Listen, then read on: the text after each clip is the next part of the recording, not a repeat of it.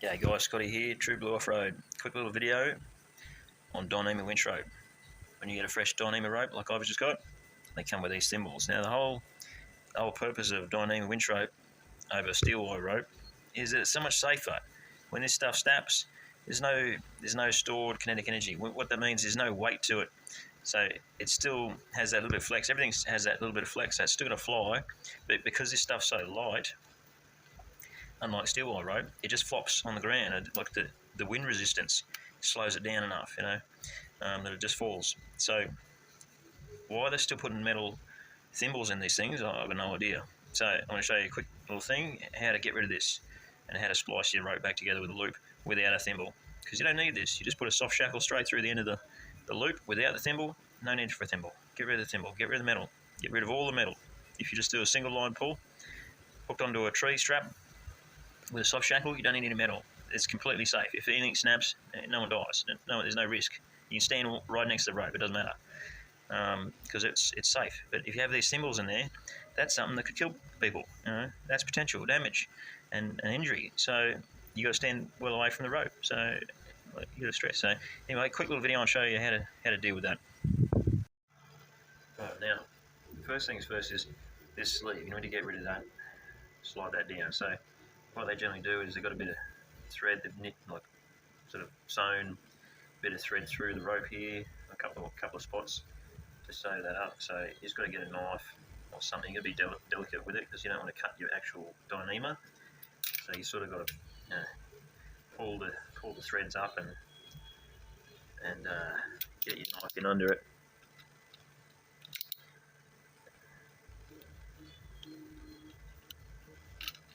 Pull it up.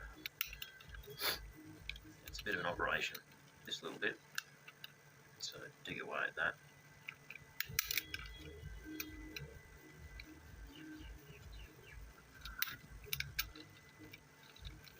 Until you can slide the protective cover down off the rope.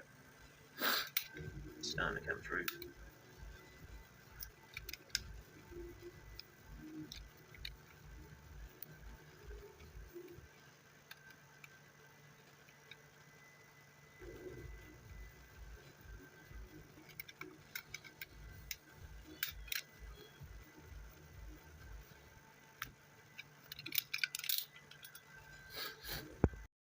So there we go, we've got that undone enough that we can pull that down. So get enough rope out and you just start sliding this down the rope.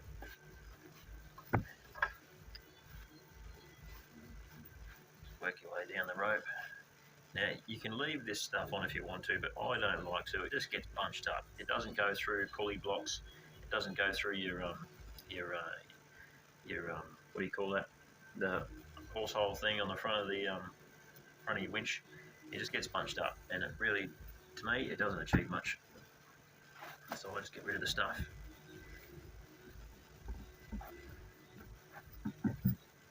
Anyway, work that stuff down the rope enough. You just need to get it past the end of your splice. So there's the end of our splice where it gets fat near the hook. So that's where the end of the splice is. Leave that for now. You come back up here, and we start working this out of the splice. So you find the last spot where the rope goes down into inside the other part of the rope. So it looks like it'd be this part here. See where this is coming down around here, and then it disappears inside the rope there. So we've just got to work that out of there. Just get you peel back the top of the rope. You can see we're starting to get that out of there now. Here it comes. Right, we're away now. Easy. So this is only a splice with it gone through twice. Pretty easy to undo. Now, this next part, this is where we're going to need the whole rope to come back through. Okay, so this is going to be a little bit of effort. So not a lot of effort, but just a bit time consuming. So you've got to feed the whole rope back through here. That means this stuff and everything, the whole thing. You've got to undo the whole thing. So bear with me while I do that. I don't need to show you the whole thing, but you feed the whole rope back through there until the whole rope is out of that hole.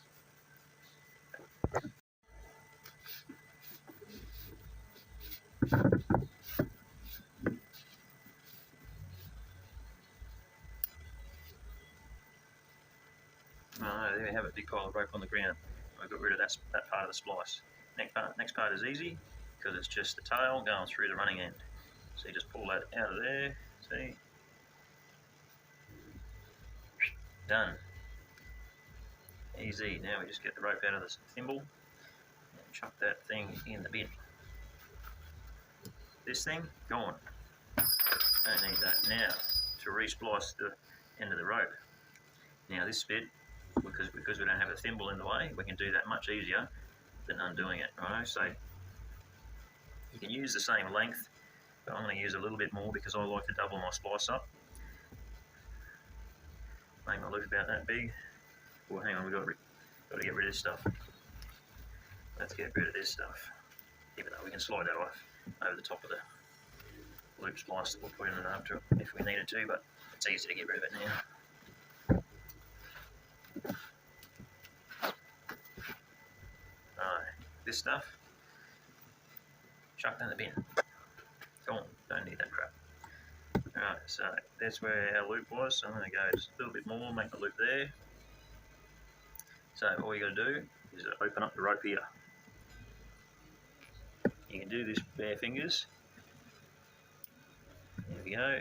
Now once you've got a hole through the rope there, you've just got to sort of gauge it with your fingers, with the thickness. Make sure you've got the same amount on either side. So this is 12 strands, so you should have 6 strands this side, 6 strands this side. If you really want to get into it, you can go through and count them. 1 strand, 2 strands, 3 strands, 4 strands, 5 strands, 6 strands. 6 on that side, so we'll have 6 on the other. There we go. All we do after that is get our tail end, poke that through. Done. To about the right length we want our loop. Done. See, that's the first part of the splice done. Easy. Now we've got to put the running end through the tail end. How do we do that? Well, yeah, same deal. You just open up a hole in the rope, poke your finger through there, gauge it, get about 6 on either side. Not about 6, but need to be 6 either side. That's for maximum strength. So we got that.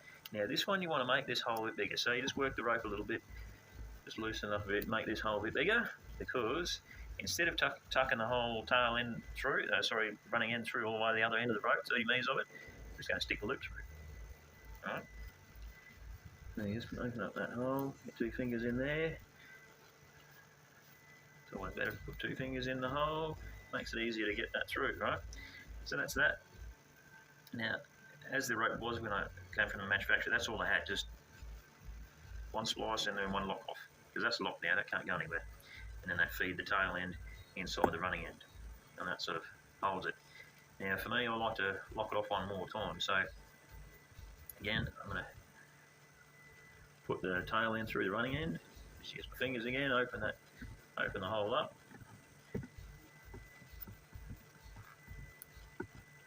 Now try not to go through any of the strands. So each strand of the 12 is made up of lots of tiny filaments, right? So you don't want to go splitting one of those in half.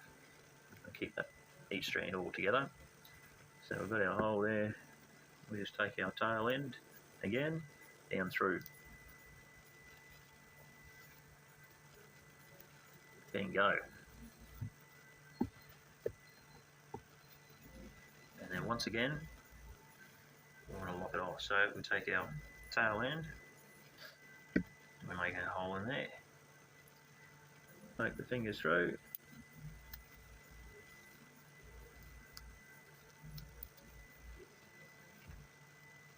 Open it up a bit.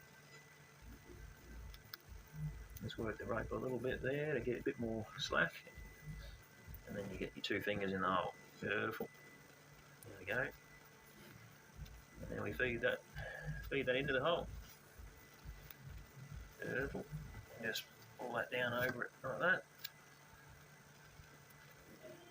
Nice. Now that's locked off twice, that's not going to go anywhere.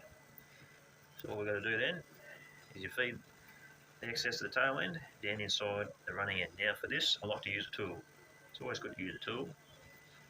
Makes it a lot easier. You can get away with just using a piece of tape. So if you're out in the field, out somewhere on the beach, whatever, you need to re-splice your rope, you can do it with just a piece of tape. And I'll show you. Hang on a sec. Righto, I'm just going to use a bit of packing tape because I've got it handy. Now, electric tape works, whatever tape you got, a bit of 100 mile an hour tape's always good. But this was handy, closest thing to me, so I grabbed it. Get rid of that baby. Back to your tail. Come down from your tail a little bit, maybe halfway of the length of the tail, and just start wrapping that bad boy up. You just want to make sure your tape ends up coming off the end of the... See, I haven't got enough. I'll get another bit of tape. It's alright, we've got a little bit of tape to spare. There's more where that came from. And just stick that onto there.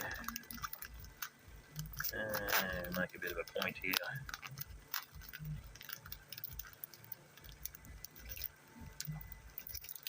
Bonza. You beauty. Righto, back to our rope. Now, on the running end, we just want to make this, loosen this up and poke a little hole in here. There we go. Halfway through the rope, not all the way through, just into the inside of it. And then you get your little pointy little spot and you poke that into there.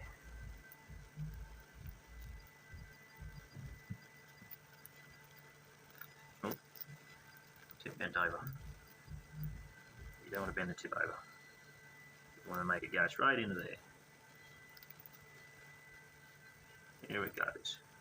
Just needs a bit of help, a bit of guidance. And then it's just a matter of working the rope. This stuff just, as you push it together like that, it just sort of opens up and you just slide that running end into there. Keep feeding it down onto it.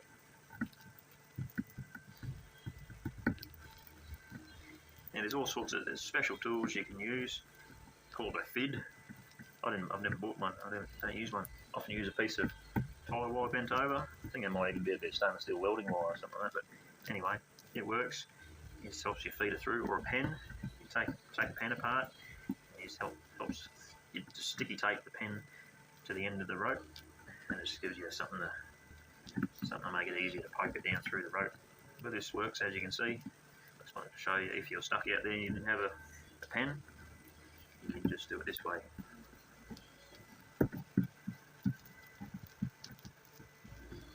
Just feed the rope down over that bit of sticky tape area. Keep feeding that on.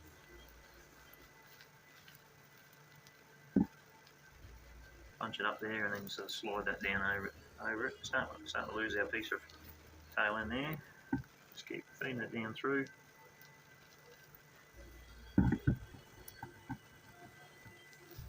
And once you get to the point where you've lost the rope, we need to bunch it up on here a little bit and then poke the end out so we can pull that tape off it. There it is. Bonza. And it's just peel that tape off however you can. This is where electric tape's good because you just grab the end of it and it peels off.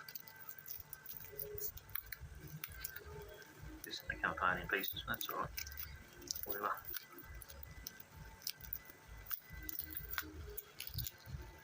Dunskies. Alright, get your tape, chuck that away. Oh, it stuck me. And then you've got this bit of tail sticking out here, that's alright. Just grab the rope from here. Just make that nice and neat, straighten it up, and just slide that down over the top of the rope. There, Dunskies, done. Job done, job done. Ready to go, winching. Put your soft shackle on there. Away you go. Once you put that on your winch drum, that splice ain't going anywhere. Right, and this stuff, it's pretty hard wearing, so don't worry about that protective coating and stuff that they put a slide on the end of it. Just bunches up, gets in your way. Just use that, soft shackle on the end of it, straight on your tree strap. Done. Right, thanks for watching. Hope you got something out of it. Hope you can utilise this. Stay safe, get rid of that metal, stay true blue, and get out there and live.